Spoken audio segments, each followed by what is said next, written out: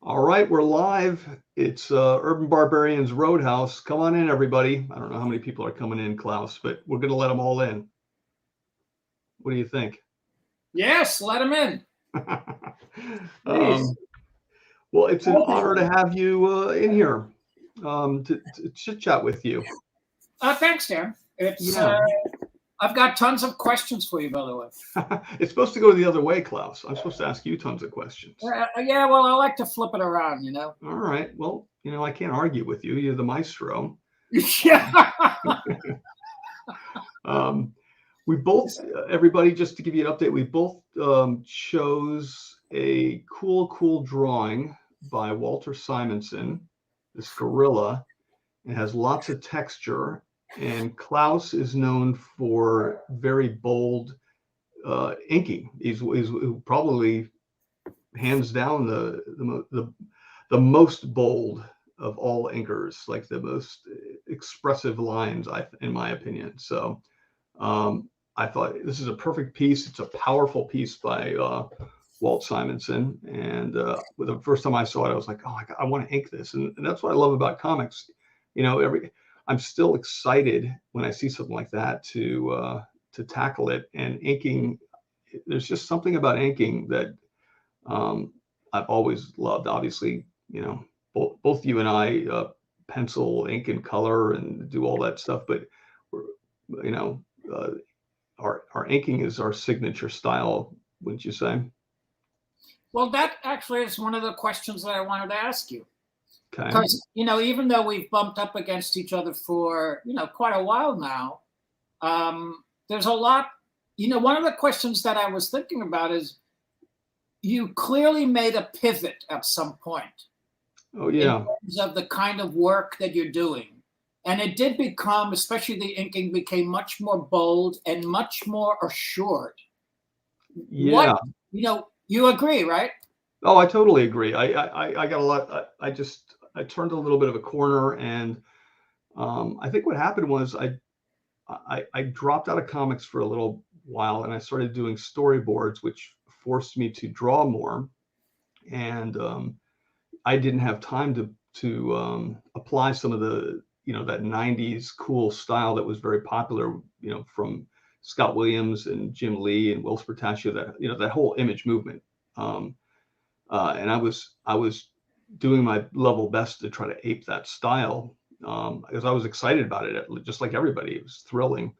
But when it came to doing storyboards, it's time is of the essence. So I started falling back on my earlier drawing influences, and that was all pre that X-Men era. The X-Men era dates back even further, but the let's say the Jim Lee, Will Spartaccio, Scott Williams era of X-Men. So I noticed all these other influences, stuff I'd really loved as a kid, were coming into play, like Walt Simonson, like John Buscema, Tony DeGuzna. How do you pronounce his last name? I've only met him once. I think it's DeZuniga. DeZuniga, yeah. And then of course, your work. I had subscriptions to Daredevil when you were on it, and then after Frank left, and I think he was still writing it, and you just took over the drawing at some point. I think he had probably started working on Ronin or something else, but you were drawing it, and as I got older and I still had a subscription, I was like, wow, he's also coloring it. And I mean, to me, it was kind of mind-boggling, but all that stuff really impressed me and stood with me. And when I got back into comics, Dave Johnson was like, hey, I never liked your old stuff, but this stuff I like. So if you did this, I'd pick up your comics. That's how Dave and I became friends, oddly enough. But what strikes me, and I appreciate you answering that, because I think, clearly there was a, as you phrase it, turning a corner at some point. Yeah. And what impresses me about it is that you're using a thick and bold line and a lot of detail, a lot of stippling. I think about that. What's his name? The Deadpool with all the fishes that you did recently. You know Oh, what I'm thanks. talking about? Right. Yeah. And I thought that was fucking brilliant. I Well, thought it was thanks. amazing. And what gives me hope is that you've obviously had a lot of success working in this style.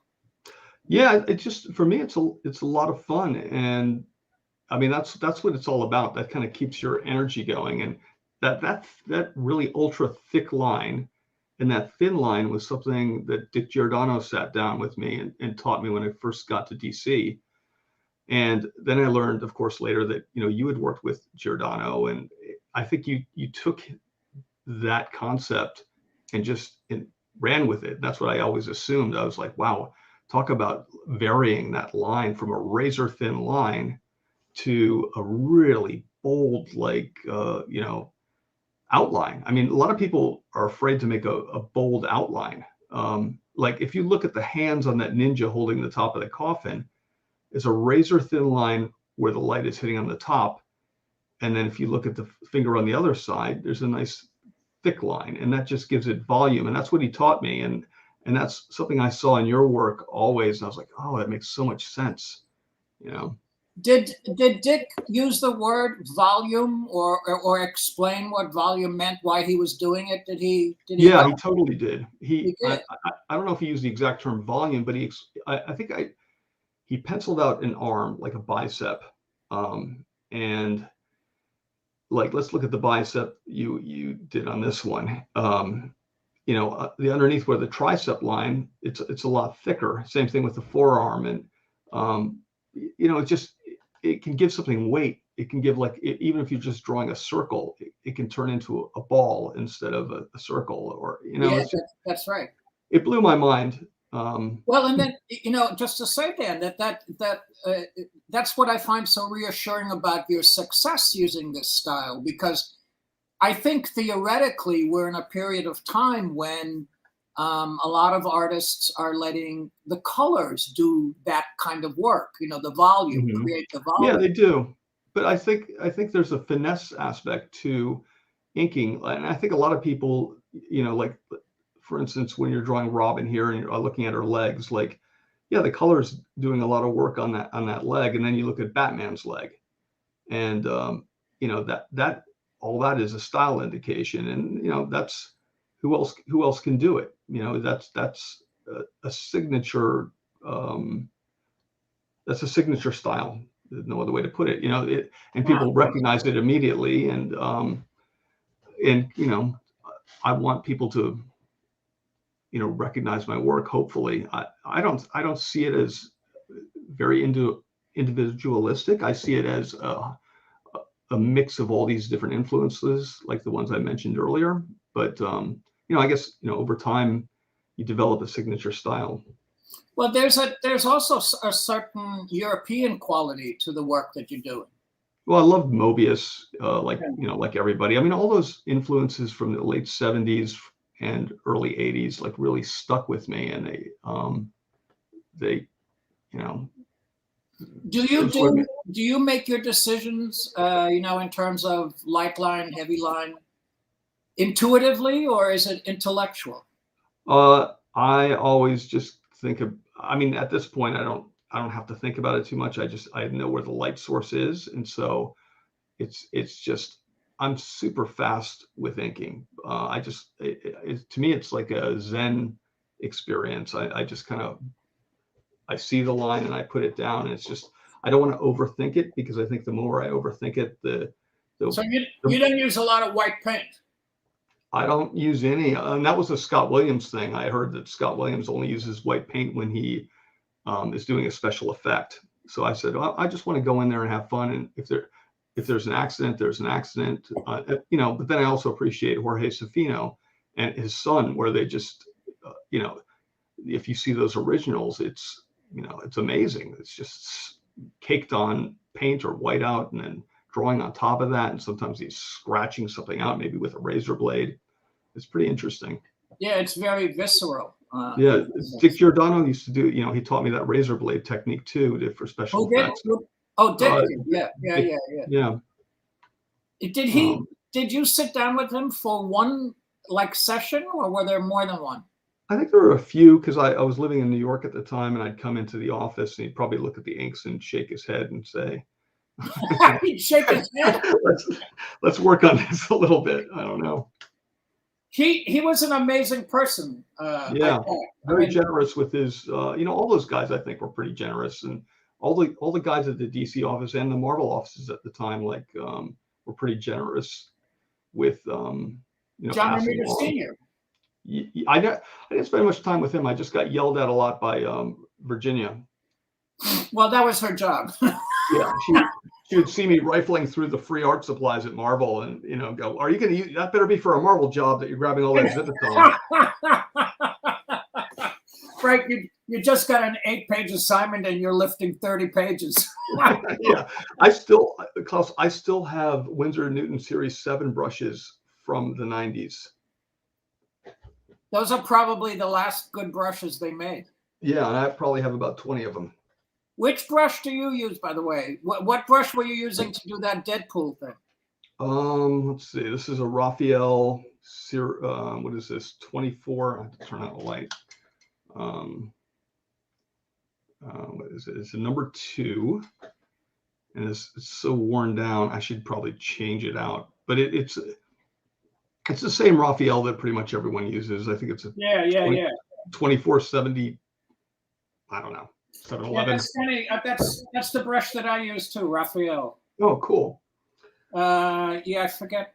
I can't read it either. That's funny. That means you've been using it.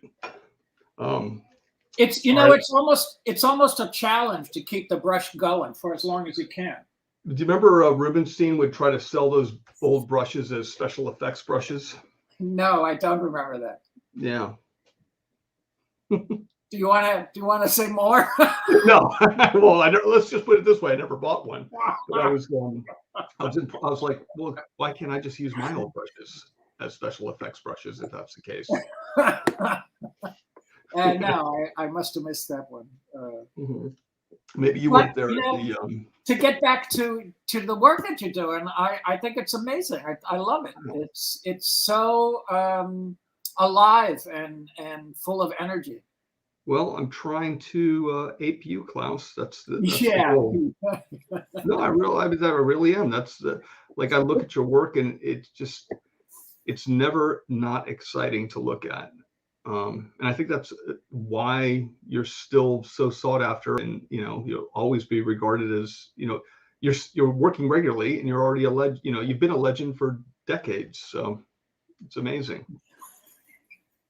All right, thanks, Dan. But we were talking earlier before we jumped on about the color, and I was always impressed. Like, your color palette was just different than everybody else's, and the coloring process back then, you had to submit a Xerox copy where you used Dr. Martin's dyes, and then you had to indicate which dyes you used so the printer could match that. That's right. So you had to hope that the printer was doing their part too, I imagine. Well, and also, I think you might know you had to notate the colors. Yeah, that's what I'm trying to say. Yeah. There was each color had a maybe a 6-7 digit color indicator. That's right. It was a code. Yeah. Yeah, so like that green on the Daredevil, that would have been like a Y3 by B3. How close, when you'd get the colors back, did they match your color guides? The simpler approaches were usually the most successful, but pretty good. I mean, not bad. You took into consideration the fact that newsprint absorbed the color quite a bit. Mm-hmm. And so you factored that in, you got used to that. And then I worked a lot with, which I think I worked a lot with black and white, just, using Zipatone for color or putting color on top of a gray pattern. So that would give us, a little bit more options in terms of color choices. But coloring was a lot of fun. As a matter of fact, I took Procreate coloring lessons all this last summer. and I Yeah. suck. I doubt that. Look at that Oh, inking. no. Look at that building right there.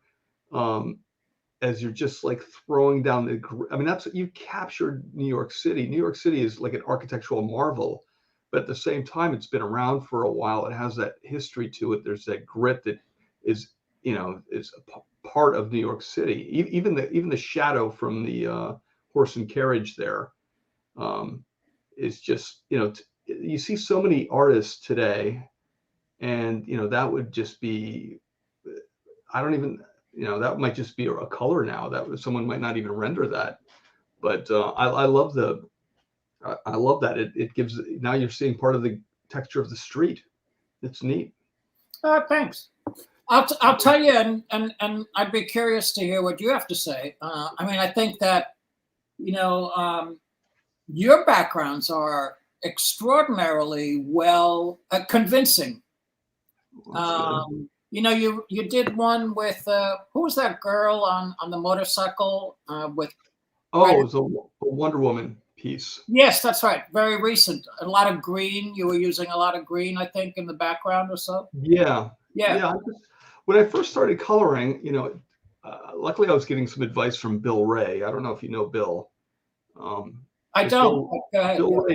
Bill Ray's did a lot of comic book work, but he also did a lot of animation work, and he's probably most known for his animation work on Ren and Stimpy, directing that. But he directed Space Jam, art directed Space Jam. I think he just finished up with the new Harlequin show at Warner Brothers, art directing over there. But he would give me advice, and sometimes, for me at least, not knowing anything about it, he's giving me gems, and I'm taking in and maybe understanding or keeping 5 to 10% of what he's saying, probably even less. But over time, I still remember all the advice, and even I worked very briefly for Neil Adams, and some of that information still stuck with me. And I'll approach things or think about it in terms of like, well, what would he say if he saw this? Or he'd say, think about what you're inking. Who is this, Bill or Neil? Oh, Neil. It would say, like, if you're inking a rock, think, you have to think about it being a rock, even if you're inking it poorly.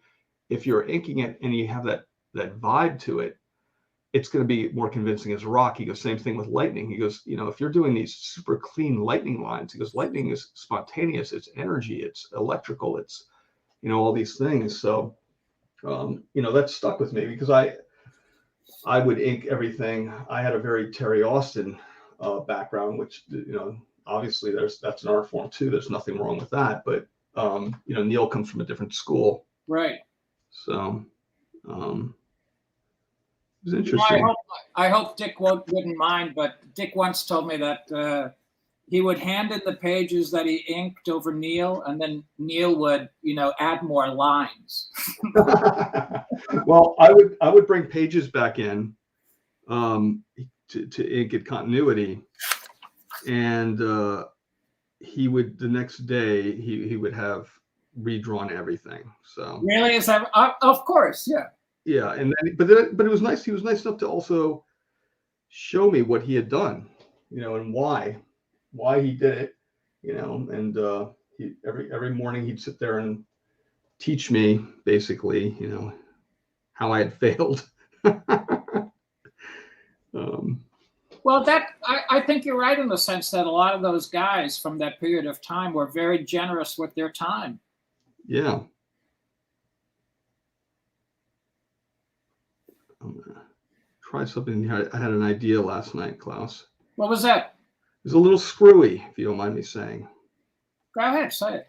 Well, I'm gonna gray tone this whole thing, and then come back in with the ink. Brilliant. Well, we'll see. I don't know. Trying to impress you here a little bit. See if it works. Plus, if Walt sees this, I can't have him laughing at me either.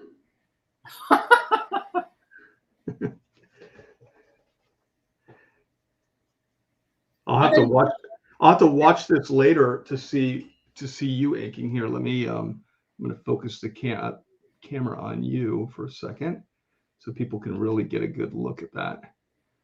There you go. Yeah, good luck with that, buddy. No, look at that. You're already super quick. I'm swiping you these days. Is that what's happening? Of course. I doubt What that. goes around comes around. Come on. Uh-huh. Uh-oh. I already messed up.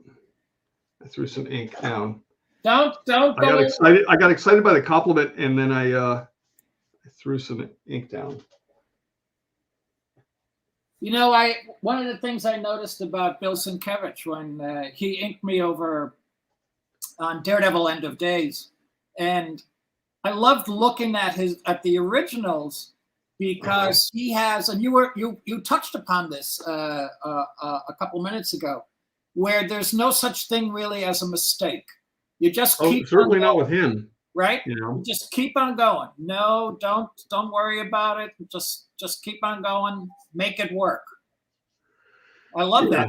He definitely embodies that happy accident sort of mentality. That's neat that he inked you. That's kind of cool. Oh, he did a great job. Yeah, I bet. He was on our Drink and Draw show. When recently? I mean, everything feels recent, but I think it's probably about a year ago at this point. But you know, he's just lots of stories, very interesting perspective, and quite a career as you know. Somebody once told me that they thought that he was the Picasso of comics, like the most talented person. I like that. It's hard to argue that he isn't. I mean, it certainly seems like he can do anything. Yeah, I mean, if you watch, like, there's some painting videos of him, where you're just watching him paint something. I think it was just a car. It was a demo I had seen, and I think I'm gonna use. Is this some stuff that's online, Dan? Yeah, it was some video I found online, and he was basically. I'm just using a massive brush here. I got to show you this thing. I come in here and I kept thinking, oh, it's finished. Like, he finished the drawing, and then he'd go in and almost just paint over it, and I was like, oh my God, if I had just done that, I would just be celebrating.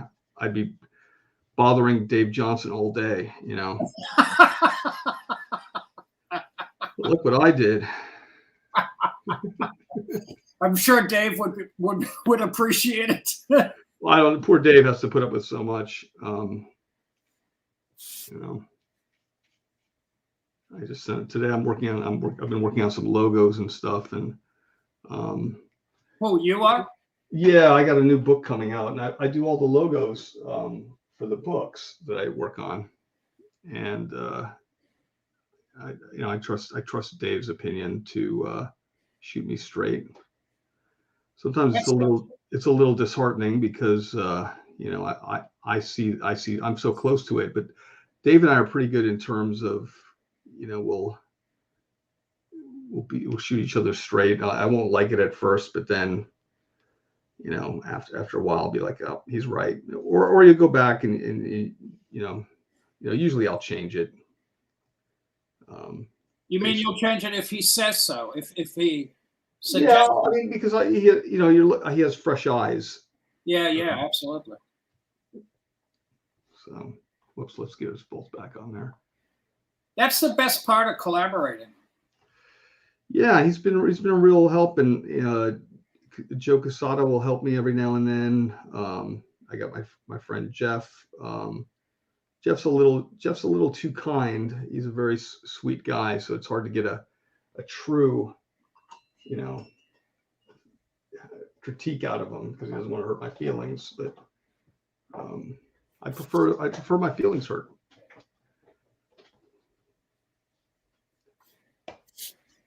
Well, that's the human side of you, Dan.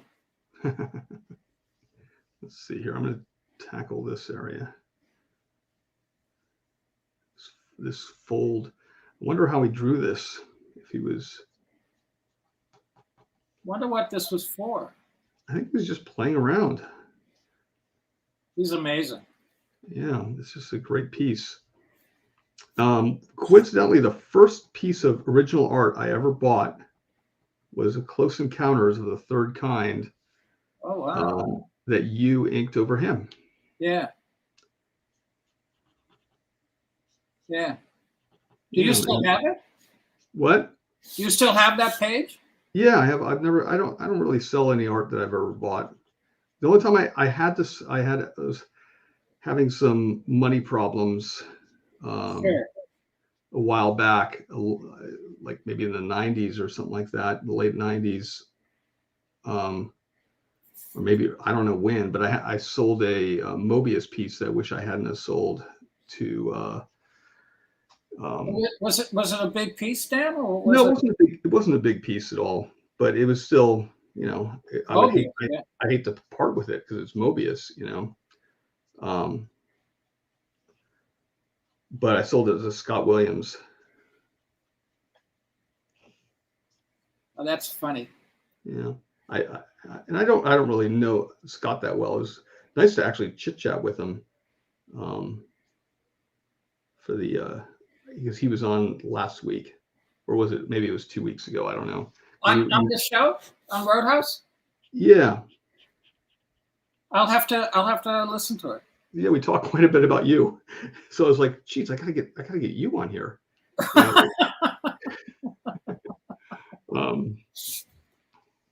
Well, I hope it was good. Yeah, we had a fun time talking.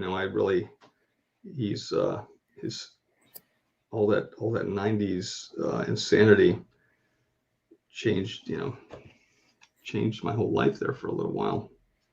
How so? Well, I mean, I was one of the first people to start inking like that. There weren't too many people that were embracing that style when it first came out, and I really took to it. I was in Ralph Macchio's office, and at the time, and he was inking this thing over Will Spartaccio before they had all blown up. And Scott was?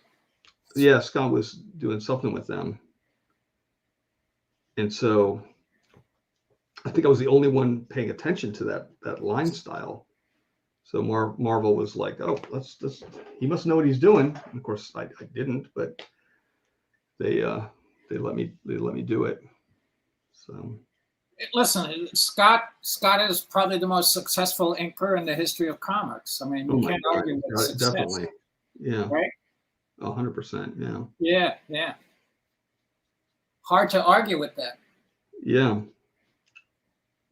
And he's still churning it away and doing great. He's doing a lot more penciling. Yeah, and I don't think a lot of people realize that he's doing a lot of stuff with just the pen. I mean, the brush. It's not necessarily always crow quill that he's using. You think he's using a lot of pen? I mean, I always thought he was using a lot of pen, but it turns out he uses more brush than I thought, because his line, it's kind of a sharp line that he has, Yeah, it's got that hook at the end. Yeah.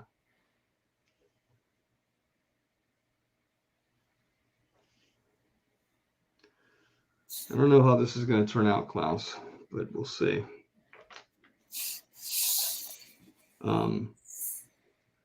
What are you currently working on? Nothing. Okay, I like that. Good. No, it's not true. I'm working on, I'm trying to get some creator-owned stuff together. So I've got 2 projects pending. And then I'm working on Sacred Creatures, which is a creator-owned project with my friend Pablo Ramundi over at Image. And I have a short story with Matt Kint that we're doing for Bad Idea, the second installment of this detective noir thing. Oh, cool. What else am I doing? Have you worked with him before? Pardon me? I said, have you worked with him before? We did an 8-pager, which we thought was going to be a one-shot, but it was so much fun that we're now working on the second one. Or I'm working on the second one. He already wrote it, and hopefully we'll get to do maybe like another one or two more. Just see where the character goes. Wow. So the first 8-pager came out, I think, during the summer sometime. In a book called Passive Aggressive. I don't know if you kept up with what Bad Idea was doing. But it's a lot of fun to work with someone like Matt Kint.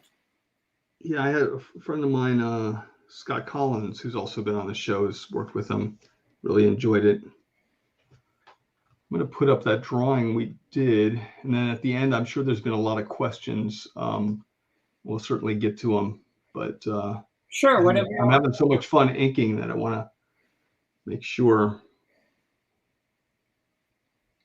It would be fun if people started inking along with us. Oh, that would be great. Yeah. I would love that. What are you working on? Well, I'm doing this book with Scott Schneider. It's a Western.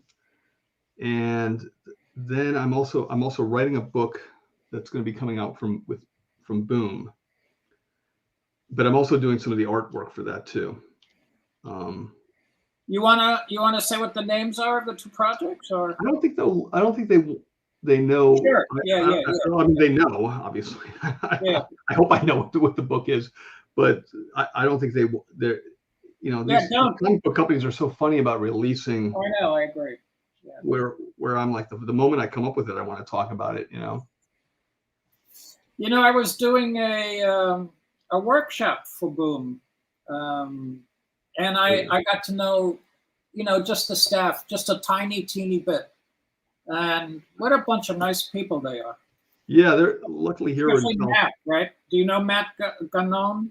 Yeah, he. Funny story about him. He was the manager of the comic book shop I used to go to while I was still. Get out of here! Really? Yeah, and I don't know who hired him, whether it was Ross Ritchie or who was it, but let's see, Dave Johnson but yeah, he started working with Mark Waid, and then he became editor. My camera is too close, according to Dave. Well, it's kind of amazing because Dave critiquing me from afar. Who, Matt? No, Dave saying my camera's too close. He doesn't. Oh, Dave.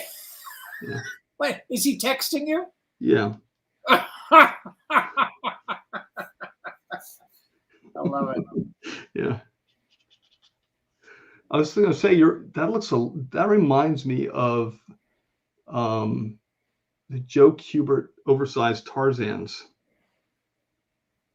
I consider that to be a high compliment. Well, yeah, I love that stuff. And when I was inking Andy Kubert on The Dark Knight 3, he said he told me that he thought that I had some Kubert line. Oh yeah. Which I thought was just amazing. Yeah, I mean, Kubert. Compliment. Where do you put Joe Kubert in the pantheon? Oh, I mean, he's one of my top guys. I mean, talk about a guy who could just do everything. Yeah. Really, always loved his work. How about you? Where do you? I put him, in terms of American artists, top 3. Interesting. Yeah, for sure. I think he like with Milton Caniff or Will Eisner. I think Kubert belongs up there. What about? So you probably like a lot of European stuff, a lot of Topi. I was going to say, who are some of your influences? Is when it comes from both like coloring or inking or drawing? I think for coloring, I'm trying to remember. Because there's a very distinct color line. Color line, everything from his lines. Very distinct coloring style that you just didn't see that often. I mean, the closest thing I remember is that really blew me away was Barry Smith had some great coloring. you know. Oh, that's interesting, huh? Yeah, I mean, how many people, like Glennis Oliver, I remember remembering if, you know, Yeah, yeah. if she was doing something, I could kind of tell, you know. Christy Shield was another one that was pretty good. Maybe it was Christy Shield I'm thinking about. Glynis was good. Oh, okay. She was, absolutely, without doubt. You know, when I'm as I was learning Procreate has this, and you know this, right? I mean, Procreate has this ability where you can import all the colors from a screen cap or from a picture, and Oh, and it creates swatches in the color library. oh, I didn't know that. I was going to tell you Oh, that's how I learned that. Besides Bill Ray, I would just find color that I liked, that's right. and I go, well, I'm going to use that palette. I'm going to do that because That's that seems like, exactly right. Except yeah. in Procreate, you can actually import it into the software, into the Procreate itself, and color with it right from the picture. Oh, that's perfect. It's amazing, and so what I do is, I'll like take a picture, or I'll see an ad that I like, and it's all designed and color and very deliberate, and import it into Procreate and just use the palette that comes with the ad or with the picture. Oh, yeah, brilliant. Yeah, I think people, and people don't do that enough. I mean, I think that really helped me because coloring was such a different way of thinking about drawing for me. Before, with me, it was all about just line, and it wasn't until I did some life drawing that I realized, I go, oh, this is, thinking in terms of like volume, and Yeah. it's a whole different world for me to I think do life drawing. The thing that I'm always aware of, and I suspect you are too, is that you can really only judge a decision unless you show it in context of something. So, in what sense? well, in the sense that you talk about the color palette, say for instance, that I used on Daredevil. It was motivated by number one, storytelling and clarity, contrast, variety. The same things that motivate me in inking and penciling. So it's about that looks great. There's a face there. That looks awesome. I wish I had done that. But it's not done yet. You might. We have to see it. It's going in a good place, Dan. I'm trying. It's so much fun with all this texture. In my mind last night, I was thinking about the piece. I was like, maybe I'll go full Topi on this, and then now that I'm here, it's not happening. But see, the problem with Topi, and tell me I'm wrong, is he's such a crappy storyteller. You didn't hear that. Was that out loud? Yeah, I think that was out loud. You said that. But you know what I mean. He's doing pinups, don't you think? Yeah, I mean, it's not. He's not doing, Watchmen per se. No, it's not. It's just, this is a beautifully drawn whatever he's drawing. Yes, it if absolutely. He draws a turtle, it's the best, coolest looking turtle you've ever seen. Yes, that's right. So yeah, no, I totally know what you mean when it comes to that. As opposed to, say, Mobius, who was able to combine storytelling and amazing drawing. Which is probably why someone like everybody's heard of Mobius, but maybe you haven't heard. It took me years being in the business to hear about Topi. That's correct. That's. I think you have a very good point. Yes. Yeah. Wow. Let's take a look at yours here. I just got a glimpse of what's going on. Oh, that is so cool. I love those lines in that forearm there. Yeah, I like that too. Neat. Yeah. Thanks. I think it's a little too much detail. Too much detail.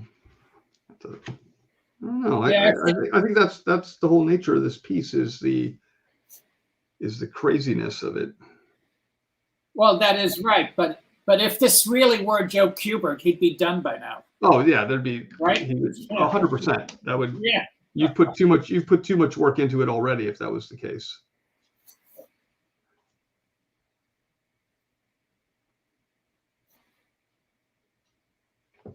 I'll put too much work into it if that was the case. What do you think about the state of the industry? I think it's very interesting. I mean, it's, obviously the whole COVID thing is and still probably is tough. People had to deal with the pull pencils down thing as the industry's changing. And I still think that it depends. I look at a lot of this stuff and I see sales aren't, people want you to feel like sales are awful, and they're not. They're not awful. That might have something to do with the fact that there are less books being published, perhaps. I don't know, but they're not awful. I agree with you. They're not. Yeah, I think people are. I think they're up from last year, if I'm not mistaken, Dan. Yeah, probably. And I'm happy with all the, I love that the crowdfunding thing exists. It seems like that's a viable way to go, and you're going to get, people are doing really well with that, and I think that's awesome too. I have a lot of friends who have done it, and people are paving the way for that stuff to happen. It's wonderful. What do you think is the advantage to crowdfunding? Well, I honestly think you can make more money in an indie sense if you're crowdfunding. The only part I don't, and I've very rarely done it, but I want to see my book. There's something about seeing it in the store, and I want to see this stuff available everywhere. So I don't know that it does such a great job of that, and I'm sure that's going to change too. But I don't know. I'd like to see a business model where it gets into a store. That's the way I feel about digital. Yeah. That I still, if the idea of publishing it digitally and then publishing it in print sounds like a good business model to me. Yeah, that's what we're doing with this. The Snyder thing? The Snyder thing. All that stuff is for, digital first. Yeah. And that makes sense to me. Yeah. And then Dark Horse is going to take all the stuff and publish it. So, if old school, I had some ideas on how to make digital work that I'm sad that no one ever capitalized on. And my idea was like, there's a collectability market to digital. And if you were to package like a model, like a USB model, like some kind of a toy or figurine of, let's say you were doing Thor, for instance, and we want to repackage or sell all the stuff digitally. If you sold just like a little Thor's hammer that you could put on your desk or put on a shelf, and it's a limited edition piece, then all of a sudden that becomes collectible, and then you pop that USB thing in, and that's where you keep your digital instead of just on your computer. Yeah, I don't know. I don't know if that appeals or it's practical or what, but I think it would work. I mean, especially if you're thinking about doing, like, say, a limited run, right? Yeah, you go, and this is all digital, and it's this is how you get it. And then that not only do you get a cool figurine or whatever it is, but you also get the comic.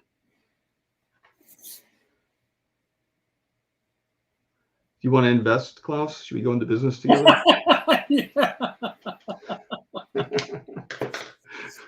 Hey, I got my own problems. I just got hacked. You know what I'm saying? I know. I can't believe that you survived somehow, though. So what happened? Someone got your bank info or something? No, there's a thing going on apparently in the neighborhood. The detective who's investigating it told me someone is stealing the mail, and they're removing the checks and washing them. And so they're rewriting, they're writing new checks on the washed checks. Wow. A little sneaky, wouldn't you say? Yes, I so was your bank cool about it? Yeah, they replaced the money the next day, and they alerted me to the activity. You know how they send you a notice and say, is this a real check, Mm-hmm. So they were good about it, I gotta say. And the cops were great. That's nice. Yeah. Oops, I keep trying. I'm going to take this out. Now I'm just going to work this way. That looks amazing, Dan. Well, thanks. Let's see yours in a second here. In my head, I was a little nervous with you coming on, so I wanted to do it. I'll tell you what, you did better than I did. I don't know. I don't think so. I already just you're not even done, and yours looks cooler. So no. You captured the volume of the body much better than I did. I don't think so. I agree to disagree. All right. I'm doing too much noodling. I'm not going to let you take down one of my heroes, Klaus. Okay. Hey Dan, if not me, then who? That's true. Sometimes I fall in love with the line. Does that ever happen to you? All the time. Yeah. All the time. It's funny. Yeah, I'll do something, and it's just I have that nostalgic feeling, and it's like, oh, good, this is working out exactly. It's taking me back to like a creepy and eerie comic or something, That's my whole goal while drawing, is to, take me back to being like a kid while I was doing this stuff.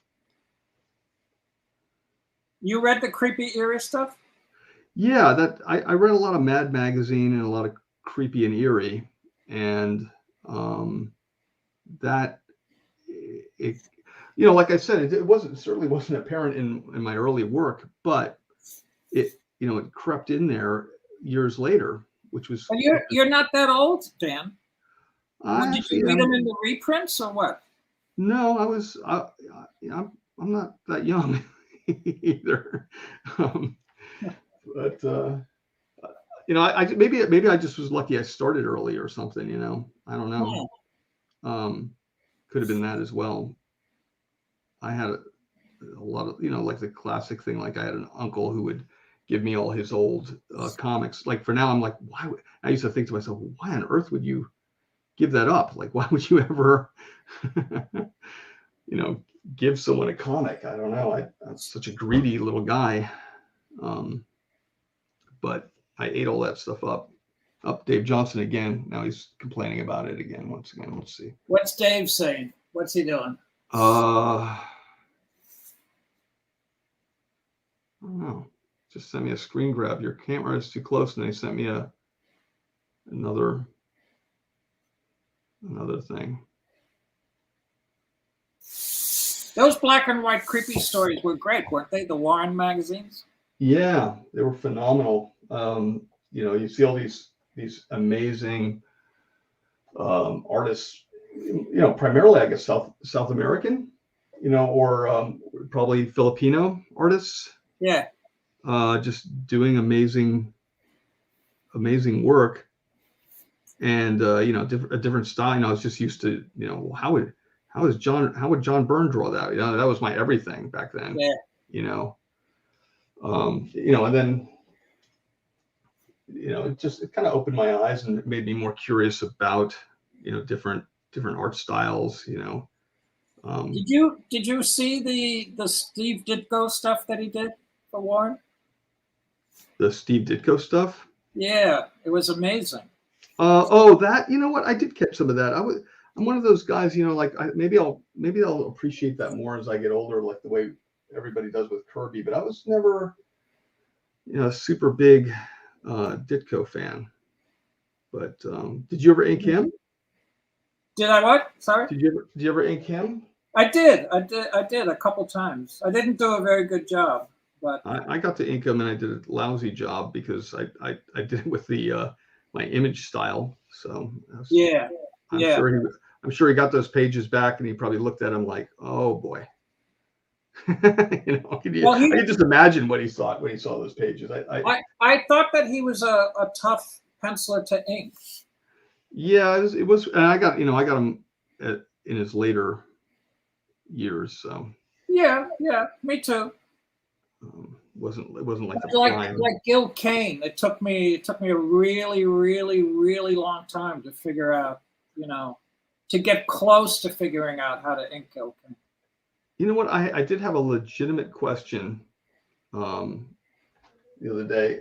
So before you were inking, because I really came across your work on the Daredevil stuff with Frank, but what, like, that was just a perfect, in my opinion, marriage of styles. But you were inking a lot of covers before that, right? Yeah, sure. How many regular series were you working on?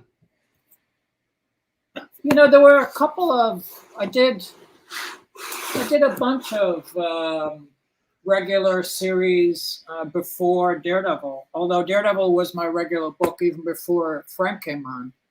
But I did like Howard the Duck over Gene Colan, or Defenders over Sal Buscema.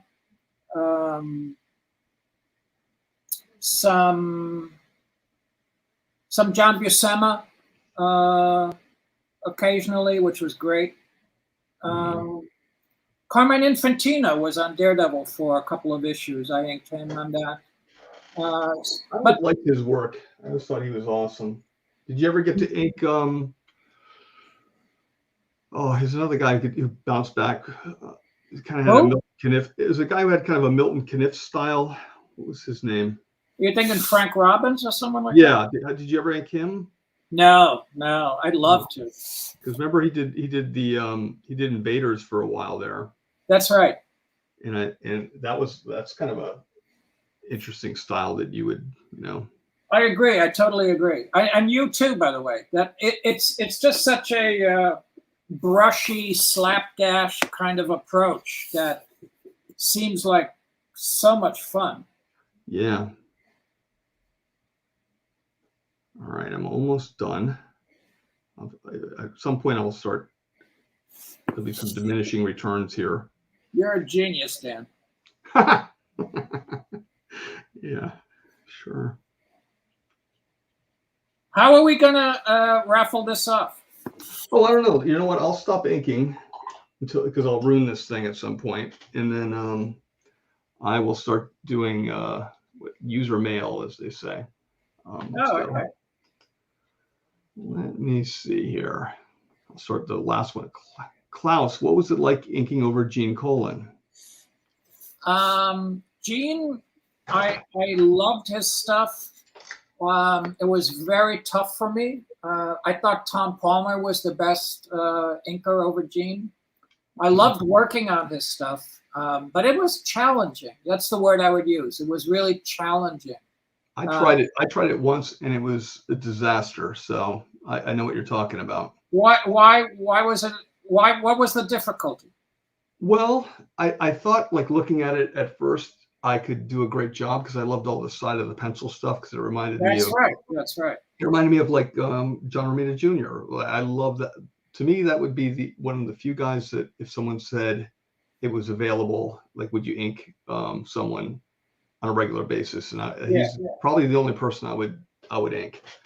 I got to ink him a little bit, but I just love all the side of the pencil stuff, and I can understand the language of his pencil, if that makes sense. That's right. And I thought, you know what, I could probably ink Gene Colan, and it just was not even close. It was really difficult to maintain it looking like him and keeping that flavor. And I do, it was tough. I agree. Yeah. But interesting, to try to tackle, as an exercise. Yeah, that's what it was. It was just, let's see here, some more questions. Oh, someone just wants to know, Dan and Klaus, what are your favorite Dan Klaus books or pieces? Well, I'd say like 8 Ball, probably, or Ghost. Cuba, so much people see. People are worried about Dave Johnson trying to sneak in. Dave, if you're watching and you want to hop in.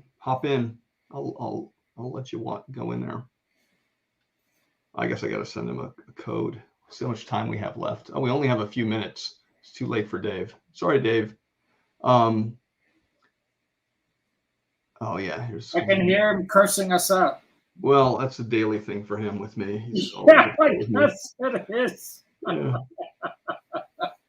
Yeah, I love that rib. The rib cages there. That's really coming out good on yours. You know what? I think I blew it on mine. I might go over mine again to try to get that. And also that fur, like the just matted, mangled fur, it looks fantastic. Well, I'm hoping to go in with a little bit of white paint. Oh yeah, I might come in there with some. I was going to suggest that you can play around with that a little bit. Yeah, because I got the tongue, could probably use that in there, and for mine, because I used Mark Deering wanted to send the pencils. Mark, I just found them online. If you just type in Walt Simonson Gorilla, it comes right up, and it's a high-res scan that Walt put up there, so it looks great. Let's see what else we got here. Are we inking the same image? We are. That's the beautiful thing. It reminds me of that comic scene issue years ago where I think it was you, Bob Layton. Was it Beatty? Was Beatty involved or not? Or was it Rubenstein? It was like 4 of us, I think. Rubenstein. Yes, 4 of you, and every one of you. It was Tom Palmer. Tom Palmer, yeah. Yeah, Tom, you. Was it Mike Zeck's Hulk? That sounds familiar, yeah. Yeah, and this is so yeah. Everybody had a different take on it. It was like Comics Scene was a magazine that predates Wizard, and it was their way of informing people. Like, look, this is what an inker does. This is how they bring different elements together. And that one of my takeaways from that was that it proves that inkers are not tracers. Yeah, I mean, I'm gonna put here's right. Watching Klaus ink in real time. What a wild privilege, and it's true. I've never seen it. Whenever I'm at shows, I'm too busy bugging Tim Sale and giving him a hard time. That's Michelle. That's my friend Michelle. I sent him some money. Oh, is that what it is? So here's the pencils, everybody, and we both did the same thing, and that's Klaus's interpretation of that, and there's my interpretation, and that's what's cool about it. Let's see, we got some new ones here. Probably Dave. Oh, here's a good question by John. I'm guessing John always has good ones. Klaus, are there any specific aspects of comics you have yet to achieve, or is it your goal just to keep refining your incredible drawing and inking style? What excites you these days? And to be specific, I think he's just talking about comic books. Yeah. I don't want to hear. I mean, maybe we could get into what excites you these days in other arenas of your life. But no, I think comic books is a safe, area. I wonder if that's John Watson. But John, I'm looking toward getting a little bit away from the restrictions of corporate comics. I'm looking forward to doing a little bit more experimental, or I don't know if experimental is the right word, but just something a little bit out of the ordinary. You know, I'm at the point in my life where I feel like I need to have a third act, and I want to do some creator-owned stuff. I want to try to get away, you know, from the commercial demands of Marvel and DC a little bit. Mm-hmm. But you know, having said that, if they offered me Batman, you know, I would do it. You know, what are you gonna, what you know? Yeah, how do you turn that down? Yeah, what are you gonna say to that, right? Or another good project, you know, a good writer. But Yeah.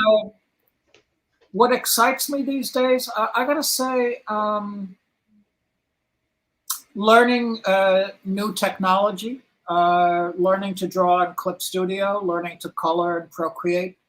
Um, yeah, taking lessons. I really enjoy learning stuff. And then, you know, hopefully I'll be able to, I want to color some of the covers that I do, see if that works for me. Mm-hmm. So stuff like that. Well, I look forward to that. That'll be fun.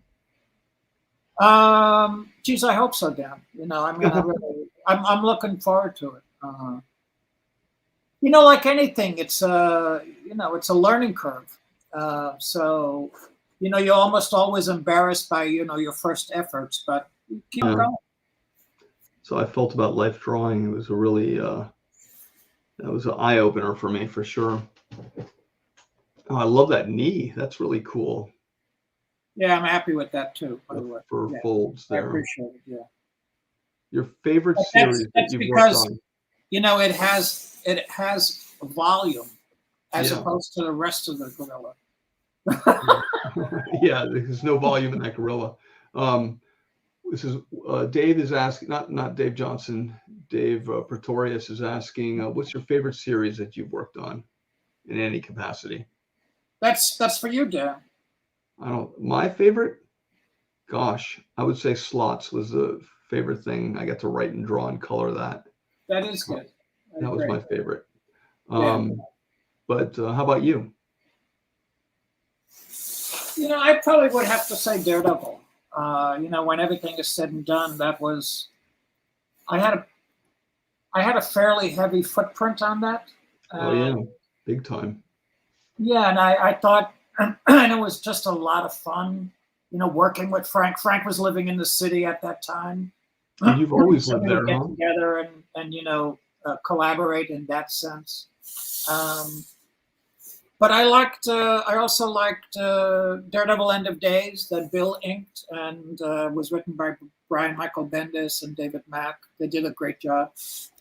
So there's been a couple of jobs that I really look at and I think, oh, this was pretty good. Can I ask a question on this one here that I put up? Yeah. The lettering, is that you going over the letters to do that? Yeah, it was lettered, and then I went in and did that cross hatching thing. Cool, because I saw another one here too. Oh yeah, that's right. Yeah, I figured Boy, you talk might about have gone being in a there. one-trick pony. Also, my love of Zipatone, like between you and Terry Austin, using all that Zipatone really influenced me. I loved it. You know, it's fun. Yeah. Yeah, it's yeah, you really just kind of make it your own, you know. Yeah. Well, here's some vintage Gil Kane. Yeah, that was pretty early on, I think. Yeah. You could tell my line was a little that's a good page. Yeah. What I love about this is you see Thor's cape, and then like you were saying, all that detail behind it. You know, it kind of there's a nice balance there. And I think, you know, when it comes to drawing, there has to be balance. There has to be that negative space, even when it comes in terms with detail. Like if every aspect of the page is filled with detail, there's no room to breathe. And this is what makes a page like this kind of special. Like even in the second panel, you know, there's breathing room, and it's just a cool. You know, I was just, it wasn't a very conscious effort of going through this, but you know, I was just finding high res things that I could put up. Look at that gun, Jesus. Well, there's a story behind that. You used that was your personal weapon of choice. Yeah. Yes, of course. No, it's, I'm actually kind of, I don't know, horrified sometimes at, guns and violence and stuff like that. And so what You happens never is know it by your work. pardon, say that again, Dan? I said you never know it by your work with all the swords and between Daredevil and then all the Well, years of Punisher. that's true, and there are times I regret it, but in this piece, I think that I deliberately exaggerate it so that it becomes almost comedy, Mm-hmm. in hopes that I won't influence someone badly. But unfortunately, it never had that effect on me. So when I saw stuff like that or Michael Golden doing stuff like that, I was just like, man, that's cool. I love that. So sorry. yeah, there is that point, which I see that side of it. I do. Yeah. But I think that's natural for kids. I think it's just, I don't think a child, hopefully, is not looking at something Right. like that and thinking in terms of the real world implications of that stuff. It's just a cool piece of machinery that can. I like that piece. That was for a Marvel calendar. Yeah, that's cool. Like, All calendar done pieces. pre-digitally. Yeah. Wow. Beautiful. Look at Take the that, texture. bitches. Look at the texture you created, even just with the windows above Daredevil's Yeah. arm straight Yeah. out. It's just wild. Yeah, that's amazing. Yeah, you're fearless when it comes to with your pencils and using black. Like since I'm kind of still in my mind, like still new to like penciling and drawing, it pains me anytime I have to cover up anything with shadow. I'm like, I want to show like, no, look, I can draw that leg. I can do this. So like to put something in silhouette or to put something in partial silhouette, like you do, or like, Sean Gordon Murphy does. I'm like, and it looks so cool. Like look at the results on just this page alone. You can see how dynamic and how much power and how much volume you can bring with that. But for me, it's something I struggle with. No, I think we all do, Dan. I do. Oh, I don't I know. definitely do, yeah. Looking at all your work, there's just you definitely go look. There's shadows here, and I guess this must be a recreation. What, that piece? Yeah. Gee, I Or don't know not. if it is. No, it's you know what? it's an original. Are you using a duo shade on that? Yes, that's right. Wow. Yeah. Very cool. Yeah. I think that's when I started taking over from after Frank left completely. Mm-hmm. I think Larry Hama was writing the stories. It wasn't Ann Nesenti? No, I don't think so. Larry was good. He knows how to write a story. Yeah, no, his His footprint on comics is it's undeniable. We had him on the show too. It was great. He talked up a storm. It's a great trip down memory lane for everybody. It's very, very cool. Yeah, he's a good guy. Yeah, I agree. Look at the difference in the coloring here. I love that bright light on that arm and the hair and everything. It's great. It's fearless coloring. Yeah, I think that's Brad Anderson. Brad did great. It's very cool. It's kind of in keeping with what you do. I agree. Yeah. It is. Yeah. There's nice, just a tiny tinge of saturated color on Robin's, the red there, the white highlights. That's always cool. I need to do more of that. Use white as a color. That is exactly right. Yeah. Well, we are rounding up, finishing up. We have yet to figure out how to give this away. I'd like to get it. If we have a trivia, maybe I can answer the trivia question and then I can get the piece. Go ahead. We have to figure out a trivia question though. Yeah, that's right. Do you have it? Let's see. Maybe the trivia question is, all right, this is just one for, hopefully you remember the answer to this. What is it? I was going to say, when did you start working off Frank layouts versus Frank pencils, even though, Frank's pencils are, a whole different animal from what, like, what people pencil like today. You mean what was the official that you went to? He was just giving you like 8.5 by 11s. So, so don't answer it, and we'll see if anybody in the chat can figure it out. I'll have to go to the bookcase. Oh, you don't even know? No, not off the top of my head. But I can find out. You want me to find out? Yeah. Yeah. That's easy enough. Here's someone's. While you're doing that, I'll answer some other questions. Hama, yeah, he was great on the show. Here's the one I was looking for. Klaus plus JRJR is a dream team. Yeah, that's my favorite John Romita Jr. Team up. Is the two of them. Yeah, I confess I miss inking John. Yeah, that was just a great team.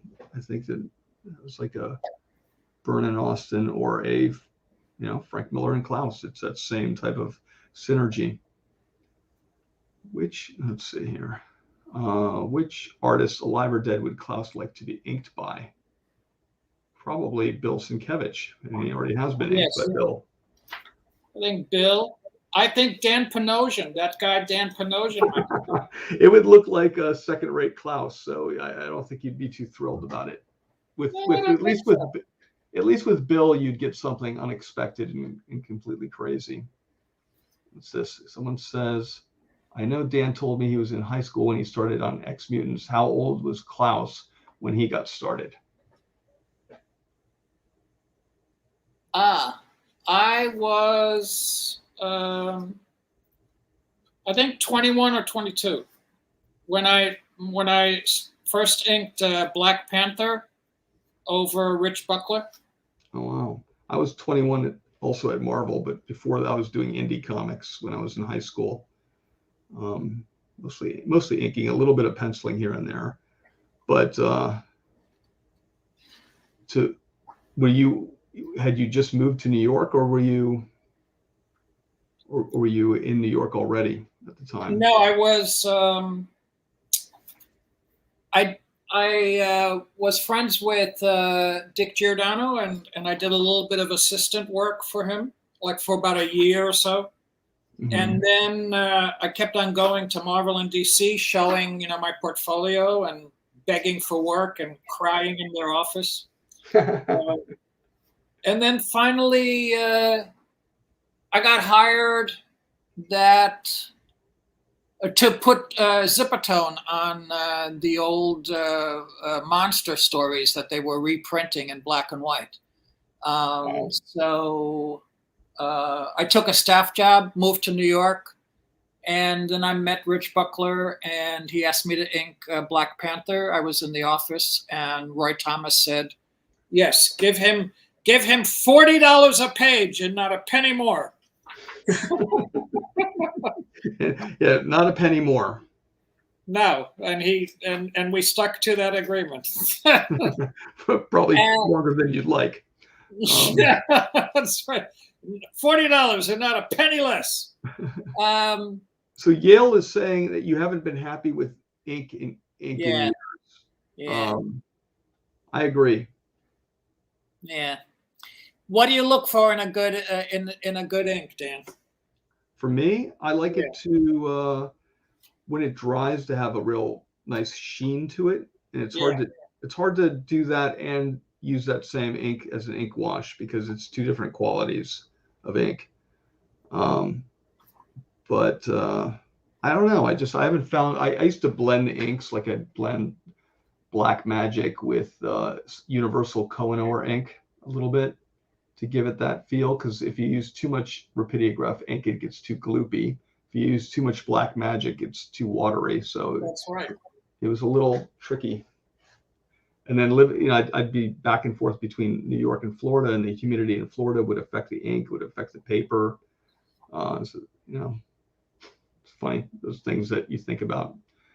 But yeah, that always, now I ink primarily with, I'll use waterproof markers, brush markers. You do, really? Yeah, mostly. I mean, tonight I used that Raphael, but and I can use either one of them. I'm too lazy with the cleaning. I hate that aspect of it. What, cleaning the brushes or what? Yeah. Wow. And then the crow quills started, the quality started going down considerably, and they used to last for at least a page or two, one crow quill, and now you'd go through maybe 2-3 crow quills before you get one that can throw down a decent line, and then you have to, I learned to sand them a little bit here and there. All right, we're gonna call it a day. Should we call it a day? Let's see if anyone answered correctly. I did. So the first person said 191. Another person says 186, 183. Someone says 170. So what year was it? I mean, what issue number? Sorry. I believe, and I could be wrong on this, but I believe it's 185. Wow. Mark Solomon, it looks like, got it. Was he the one that said 186? He's the one who said, well, he said first he had another guess, but he did come up with 185 even. So he's the first one, okay, I believe, to say that. All right, that sounds to me like we have a winner. I'm going to check to make sure that he is indeed the first one to put that on here. So let's get Dan, you need to get his mailing address. Mark can message me on Facebook his address, and I'll pass it on to you. Yes, exactly right. What a lucky guy. Yeah, that's well, yeah.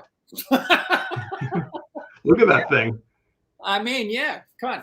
And this, I'm going to add a tree.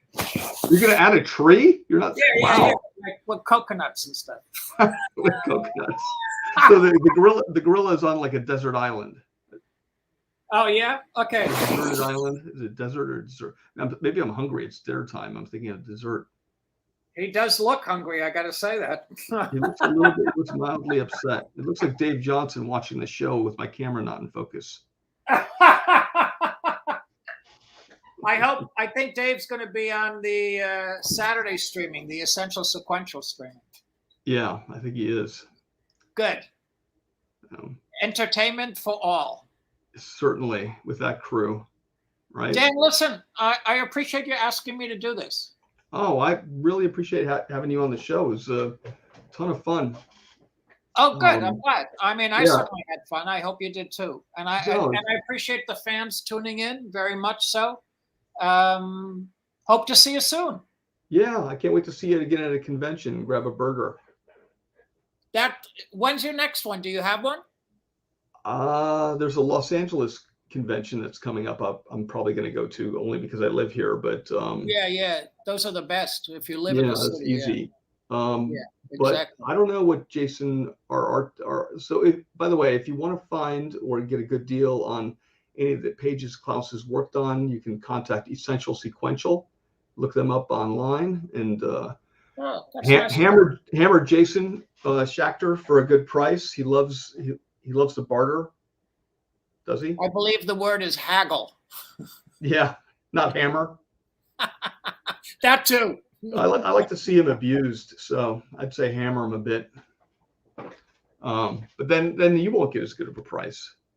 But he represents us and a whole bunch of other great artists, and that's how I got to meet you, and that's right. And I'm very happy about that. Thanks, Dan. You did a good job. You're good at what you do. Yeah, and also there's probably a even better interview at Comics Kayfabe. I'm sure those guys went really in depth with you on some great subjects. They're amazing. There's really only 2 or 3 good YouTube comic places. Yeah. You're one of them. I think that, in my opinion, those guys are the best. I mean, they're just the love for what they do, and their knowledge, and probably their questions were incredible. So check that one out. they know their material. That's the good thing about it. For sure. Yeah. Ed Do you know Piskor another and one called? There's another one that I like called Strip Panel Naked. Have you heard of that one? no, but I'll check that out. Yeah, it's very intellectual. I mean, it's Oh. very, you know, very diagnostic about comics. It's good. Oh, that's good. That's certainly great to listen to while working on comics. All right, Awesome. guys. Bye, everybody. Thanks again, Klaus. I'm hitting the couch. All right. Cheers, and thanks for doing Thanks, that. Dan. It's a pleasure watching you. Thanks very much. I appreciate it. We'll see you Bye, soon, everybody. okay? Bye-bye. All right. Bye, everybody.